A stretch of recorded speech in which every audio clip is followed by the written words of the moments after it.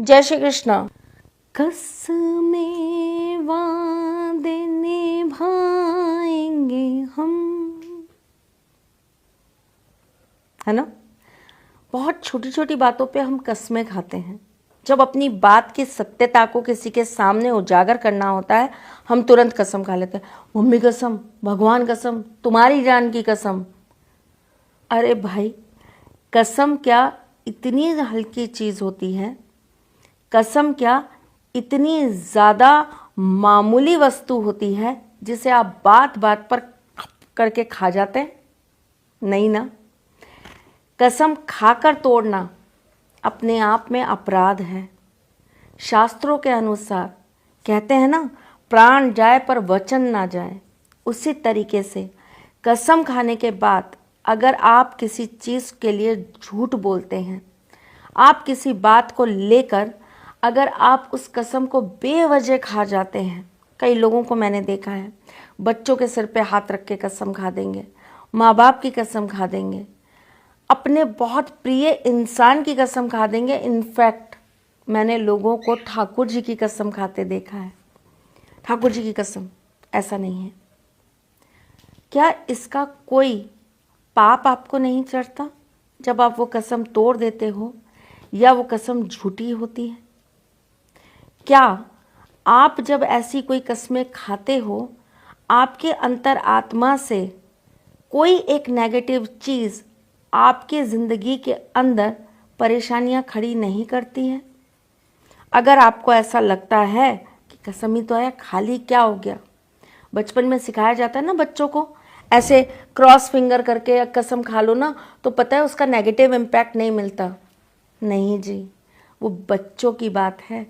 वो सिर्फ बच्चों को बहलाने के लिए बातें बनाई जाती हैं, क्योंकि बच्चे अपने काम को निकालने के लिए कोई ना कोई तरीका निकाल ही लेते हैं।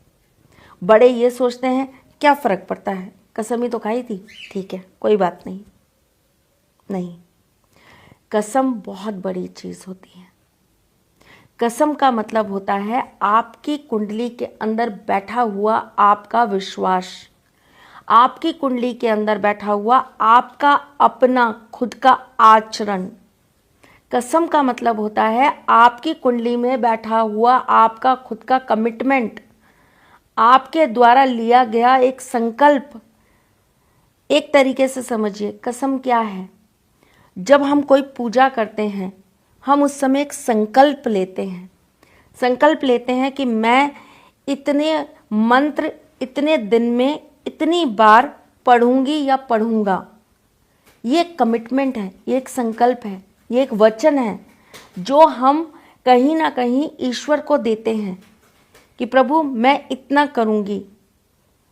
अब सिर्फ आप जानते हो, आपकी अंतरात्मा जानती है या वो ईश्वर जानता है कि आपने अपनी वो चीज़ पूर्ण की या नहीं की। कसम क्या है? कसम भी तो वही है, एक अपने आप में किया हुआ कमिटमेंट। मैं कसम खाती हूँ गीता के ऊपर हाथ रखकर, मैं जो कहूँगी सच कहूँगी, सच के सिवा कुछ नहीं कहूँगी, और फिर भी मैं झूठ बोल जाती हूँ। मैं अपने बच्चे के सिर पे हाथ रखकर कसम खाती हूँ, मैंने ये काम नहीं किया, मैंने ऐसा बोला ही नहीं। बात बात पर लोग करते हैं, माँ कसम। नहीं, मत करिए। आपको पता है झूठी कसम खाना मतलब आपकी कुंडली में बैठे हुए शनि को और ज़्यादा नेगेटिव बनाना। झूठी कसम खाना मतलब आपकी कुंडली में बैठे हुए राहु को एक्टिव कर जाना। झूठ क्या है? राहु। भ्रम क्या है? राहु। बात बात पर चीज़ों को लेकर उसे गलत तरीके से पेश करना क्या है? राहु। आप एक गलत चीज़ का साथ देकर अपने राहु को एक्टिव कर रहे हो। अब वो राहु किन किन चीज़ों को डसेगा और खाएगा ये आपने सोचा है? आपके पुण्य खत्म हो जाते हैं, आपके पितरों का आशीर्वाद खत्म हो जाता है, आपके ऊपर से ईश्वरीय कृपा खत्म हो जाती है।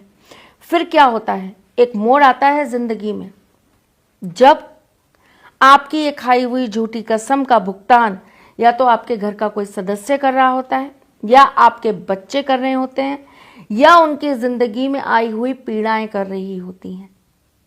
बच्चे बीमार हैं, बच्चे बहुत ज़्यादा लाइफ के अंदर स्ट्रगल कर रहे हैं, सक्सेस नहीं मिल पा रही है, आपको आपके पति बहुत मार रहा है, आपके ज़िंदगी के अंदर पैसे को लेकर आर्थिक तंगी चल रही है।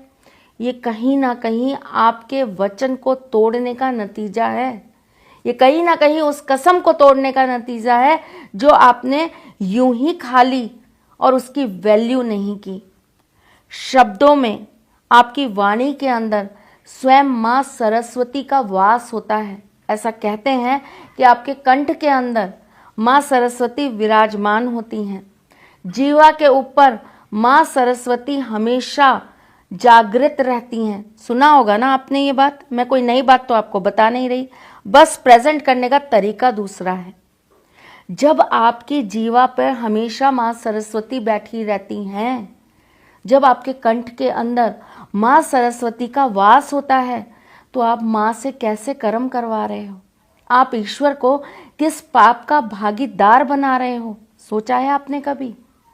आप ऐसा करके अपने लिए पाप का एक नया गड्ढा खोद रहे हो। झूठी कस्में कभी मत खाना, झूठे वादे कभी मत करना। जो चीज़ आप नहीं कर पाओ उसके लिए आप कमिटमेंट कभी भी मत देना। जिन लोगों को बहुत आदत होती है झूठ बोलने की या झूठी कस्में खाने की, उनको निरंतर रूप से शनिवार के दिन शनि मंदिर में जाकर अपने शरीर का छायादान ज़रूर करना चाहिए।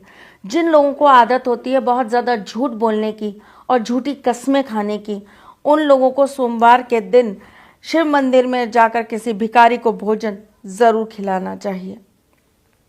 शनिवार के दिन लोहा दान करने से भी आपकी ये प्रॉब्लम्स ठीक होती हैं। अब आपको जब पता है कि आपके घर में कोई झूठा है, कोई झूठ बोलता है या झूठी चीज़ें करता है, तो उससे ये उपाय ज़रूर कराइएगा। उसके बेडरूम के अंदर एक हरे रंग का टॉर्टोइज ज़रूर रख दीजिएगा। उसके बेडरूम के अंदर आप फिटकरी एक कांच की कटोरी के अंदर नॉर्थ में ज़रूर रखिएगा। चलिए भाई, चलती हूँ, फिर आऊँगी कुछ नया, कुछ अलग, कुछ अद्भुत लेकर। तब तक के लिए मुस्कुराते रहिएगा, रिश्तों में मजबूती बना के रखिएगा, अपने साथी के साथ यूँ ही जुड़े रहिएगा, प्यार देते रहिएगा, प्यार लेते रहिएगा। अच्छा लगता है कुछ यहाँ पर, मेरी बातें अच्छी लगती हैं, मेरे ज्ञान से आपकी ज़िंदगी में कुछ अच्छा होता है, बढ़ोतरी होती है, पॉजिटिविटी मिलती है, प्लीज़ कमेंट्स करा करो। आपका एक कमेंट मुझे आगे कुछ और करने की बहुत ज़बरदस्त प्रेरणा देता है। इंतज़ार रहेगा आपके अच्छे अच्छे कमेंट्स का। और पहले ही जो मुझे पता है मुझे बोलने वाले हैं लव यू माँ, उन सबको आई लव यू बच्चा। चलिए हम फिर जल्द मिलेंगे, तब तक के लिए